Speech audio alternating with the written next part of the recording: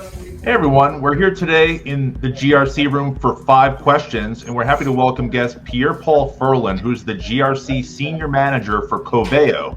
He's consistently focused on building bridges between compliance and innovation, which is how it should be. He has really useful content that on LinkedIn, and we're glad he's here with us today. How are you doing, Pierre-Paul? Hey, I'm great. How about you? Good. So we're looking to get right into it. Let me pass it off to Karina Klever here, once again, of Clever Compliance. Hey, Karina, how you doing? Ready to get started when you are. Thank you, everyone, for joining us. And Pierre, we're so happy that you're able to join us today. I am the founder of Clever Compliance, where we provide compliance management as a service and have a lot of different service offerings under GRC, but our favorite one these days is combating tool lard. I'm going to go ahead and get into the first question here. And the first one is, which part of cyber GRC do you believe businesses struggle with the most? Hi, let's start with a hot take, shall we? This is the part where usually people will say, oh, the compliance takes all the room, governance and risks are ignored. So let me say this is compliance that companies struggle with the most. Not because it's not important enough. In fact, it's perhaps too important, but that's not the point. The point is that compliance is where people struggle because there's too much literal interpretation of the frameworks. There are too many people stuck on the frameworks trying to be set in their ways around what's written, and they're not interpreting, they're not flexible, they don't really go enough behind what's written.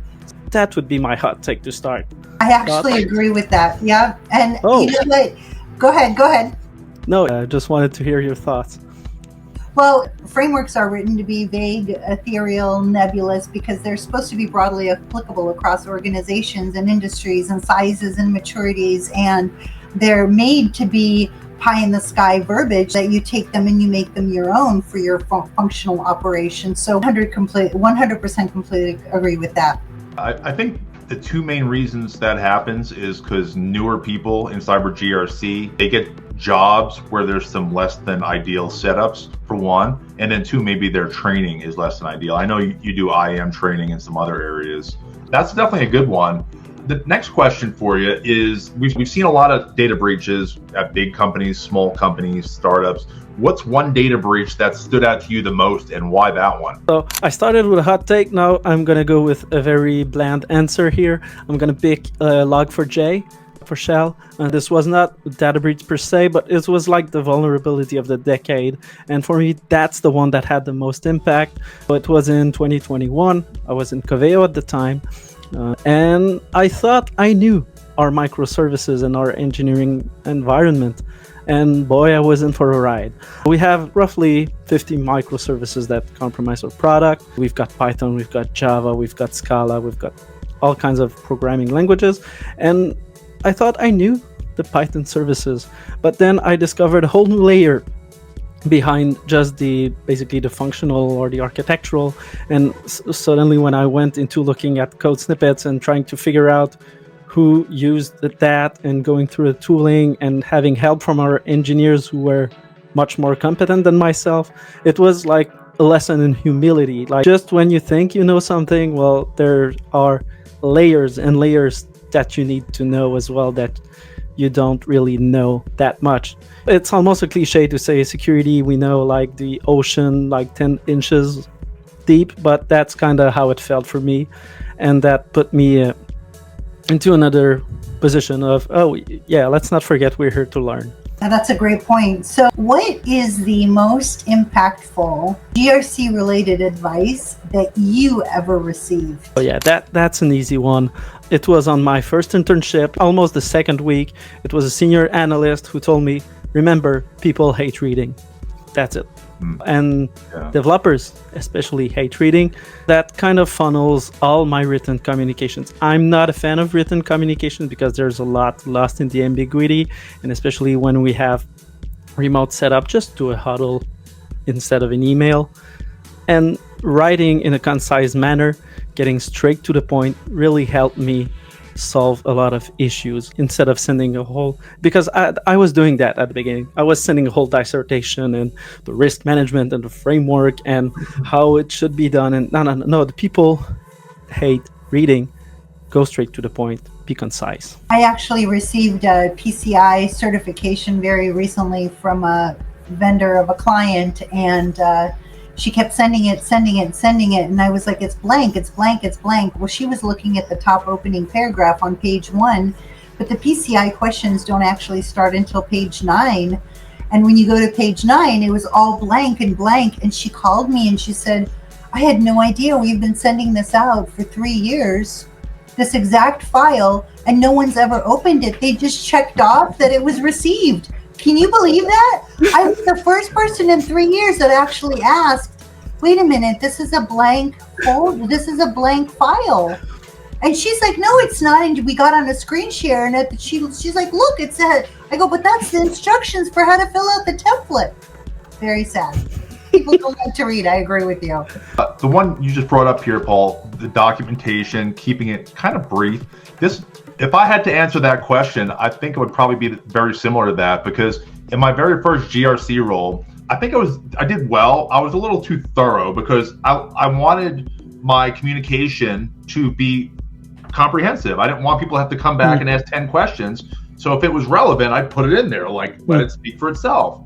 But one time we had to fix an issue pretty quickly, and because it would cost more money and disrupt some users for a little while, we wanted to get our senior leaders buy-in on it. I put together what I thought was a great proposal. It had 3 courses of action along with the recommended one, which is how we did it at the time.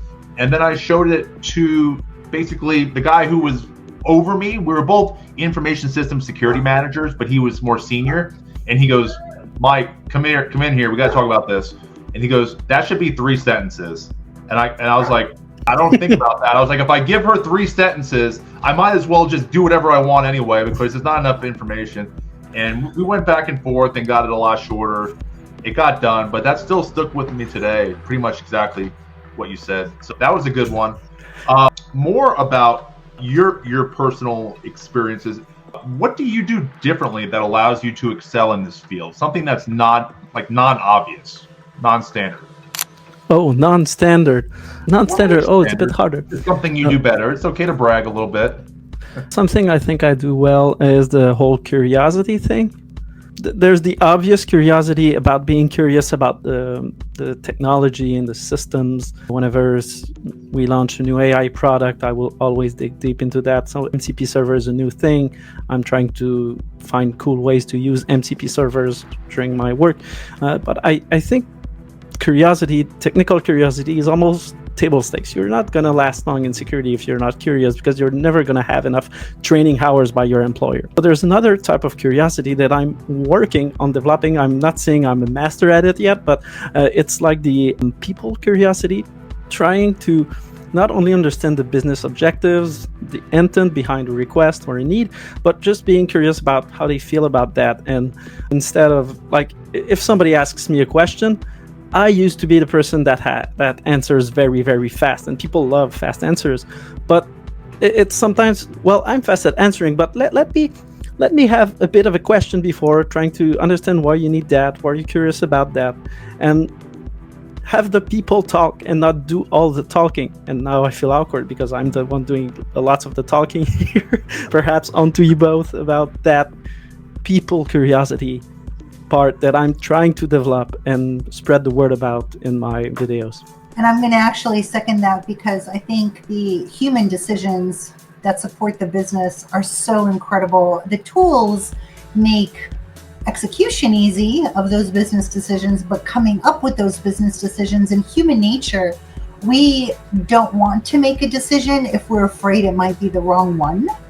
And so most people will just stay away from decisioning, and that makes it difficult for business operations. So completely agree with that. Last question. So what is the top thing that businesses can do today to strengthen their cyber GRC posture?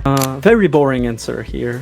It's the answer everybody will give, but I mean, that's the truth. Your security must not report to IT. Security must not be a subset of IT. I work at a place where I have the chance of the CISO reporting to the board, and that changes everything. Having security not report to IT, I will not stop overstating it. It changes everything because you are not being seen as a subset of IT. You're not being seen as an infrastructure problem. And for GRC, this matters a lot because we're the ones linking the technology and the business and the needs. So if we're trying to push for, I don't know, let's take mobile device policy, and we're just seen as the infrastructure people, who are you to tell us what we can do with our phones? That doesn't really make sense. Cliche answer, perhaps you've got a more original one.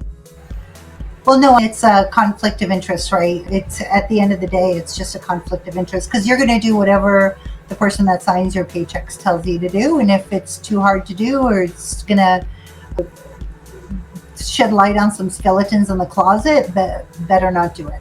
Thank you so much for joining us. Yeah, that was a great one. Pierre-Paul, other than LinkedIn, where can people find you?